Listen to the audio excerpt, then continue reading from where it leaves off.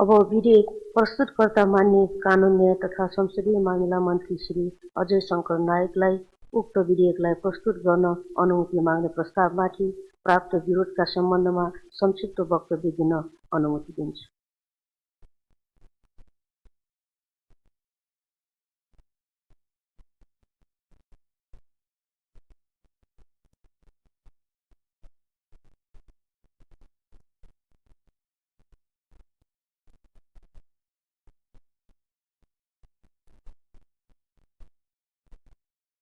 सम्मान्य सभामुख महोदय, नेपाल सरकारले व्यवस्थापिका संसदमा दर्ता गराएको नेपालको संविधान दोस्रो संशोधन विधेयकका केही व्यवस्थाहरूप्रति मान्य प्रेम सुवाल सहितका मान्य सदस्यज्यूहरूले असहमति जनाई सो विधेयक फिर्ता लिन विरोधको सूचना दर्ता गर्नुभएको छ।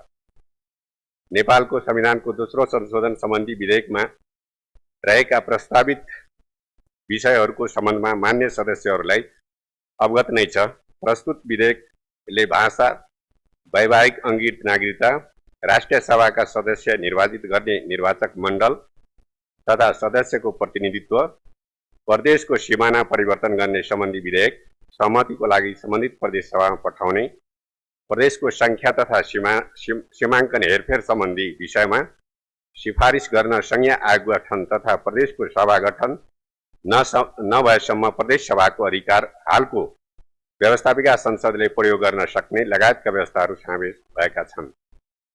बहुजातीय, बहुभाषिक, बहुधार्मिक तथा बहुसांस्कृतिक विशेषता युक्त नेपाली समाजमा कायम रहेको राष्ट्रिय एकता र स्वाभिमानको भावनालाई अझ सुदृढ बनाउन भाषा आयोगको सिफारिसमा नेपाल सरकारले सरकारी कामकाजको भाषा भनी निर्णय गरेका भाषाहरूलाई संविधानको अनुसूचीमा समावेश गर्दा नेपालमा बोलिने मातृभाषाहरूको संरक्षण, सम्वर्धन र विकासको लागि मार्ग प्रशस्त गर्न सघाउ पुग्ने भएकोले विधेयकमा सो व्यवस्था प्रस्ताव गरिएको बेहोरा मान्य सदस्यहरूलाई जानकारी गराउन चाहन्छु।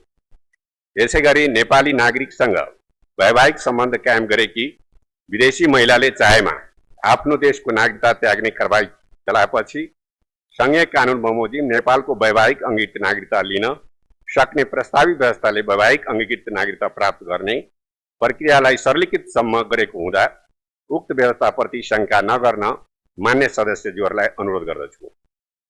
साथै प्रतिनिधि सभा सदस्यको निर्वाचन क्षेत्र निर्धारणको सम्बन्धमा प्रस्तावित विधेयकमा कुनै पनि संशोधन प्रस्ताव नगरिएको बेहोरा जानकारी गराउँदछु।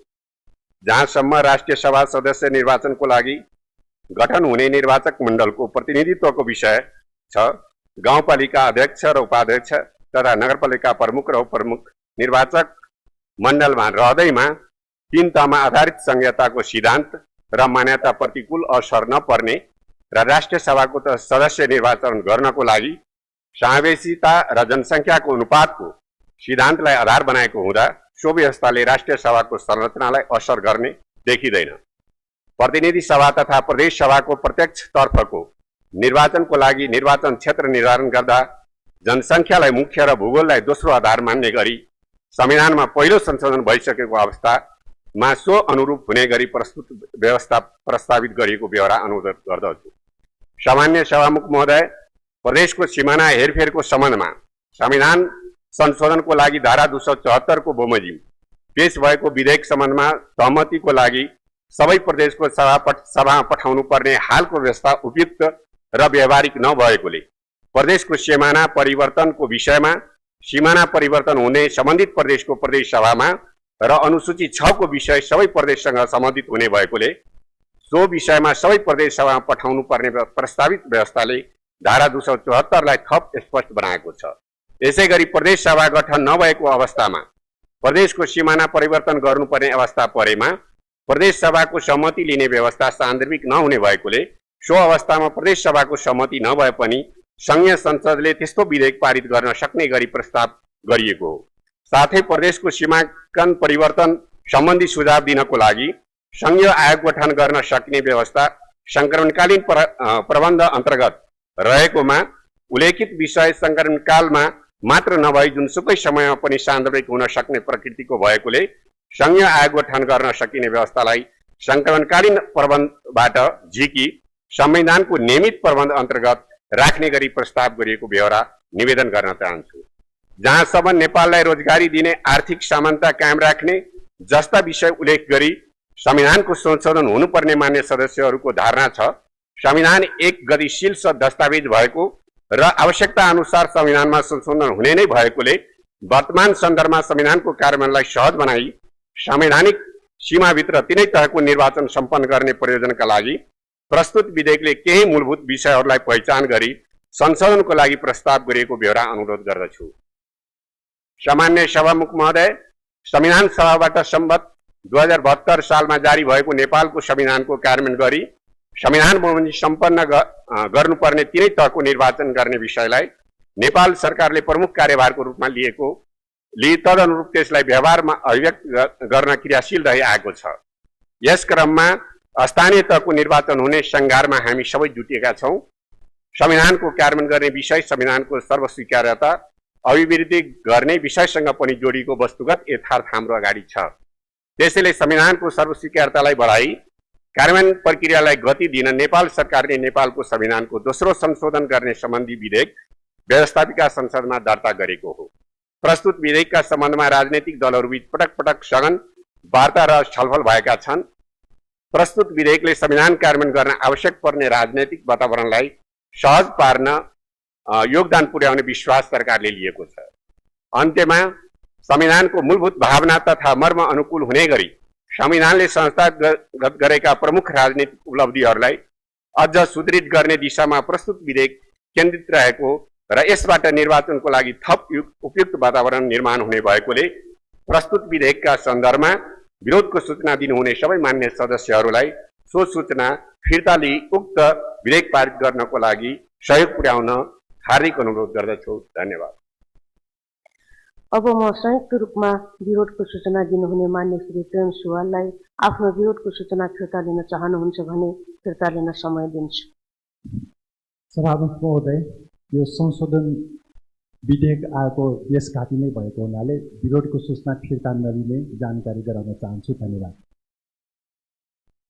मान्य श्री प्रेम सुवालले आफूले दिनुभएको विरोधको सूचना फिर्ता लिन नचाहनु भएकोले उक्त विरोधको सूचनालाई निर्णयार्थ प्रस्तुत गर्दछु।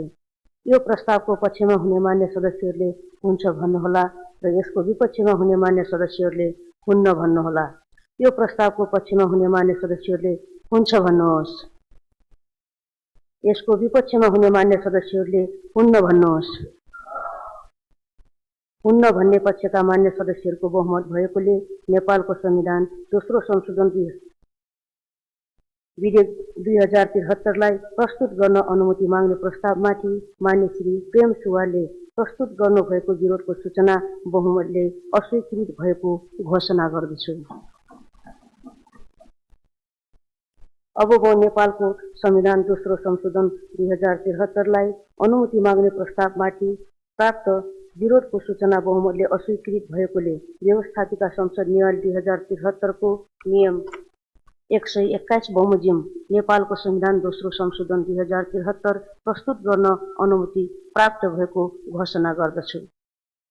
अब मान्य कानून न्याय तथा संसदीय मामिला मन्त्री श्री अजय शंकर नायकलाई नेपालको संविधान दोस्रो संशोधन 2073 प्रस्तुत गर्न अनुमति दिन्छु।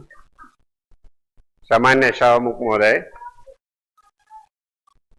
भाषा आयोगको सिफारिसमा नेपाल सरकारले नेपालमा बोलिने सबै मातृभाषाहरू तथा सरकारी कामकाजको भाषा भनी निर्धारण गरेका भाषालाई संविधानको अनुसूचीमा समावेश गर्ने नेपाली नागरिकसँग वैवाहिक सम्बन्ध कायम गरेकी विदेशी महिलाले चाहेमा आफ्नो देशको नागरिकता त्याग्ने कारबाही चलाएपछि संघीय कानून बमोजिम नेपालको वैवाहिक अंगीकृत नागरिकता लिन सक्ने प्रदेश सभाका सदस्य रहेको निर्वाचक मण्डलद्वारा प्रत्येक प्रदेशबाट महिला, दलित, अपाङ्गता भएका व्यक्ति वा अल्पसंख्यक सहित प्रत्येक प्रदेशको जनसङ्ख्याको अनुपातमा संघीय कानून बमोजिम निर्वाचित हुने गरी राष्ट्रिय सभामा प्रतिनिधित्व हुने सुनिश्चित गर्ने प्रदेशको सीमाना परिवर्तनको विषय भए त्यसरी सीमाना परिवर्तन हुने सम्बन्धित सबै प्रदेशको प्रदेश सभाको र अनुसूची 6 सँग सम्बन्धित विषय भए सबै प्रदेश सभाको सहमतिमा संविधान संशोधन गरिने प्रदेशको संख्या र सीमाङ्कन हेरफेर सिफारिस गर्न संघीय आयोग गठन गर्ने तथा संविधान बमोजिम प्रदेश सभा गठन नभएसम्मको लागि प्रदेश सभाको अधिकार व्यवस्थापिका संसदले प्रयोग गर्न सक्ने व्यवस्था गरी संविधानलाई सर्वस्वीकार बनाउने समेतको प्रयोजनको लागि यो संशोधन विधेयक सदन समक्ष प्रस्तुत गर्दछु। धन्यवाद। अब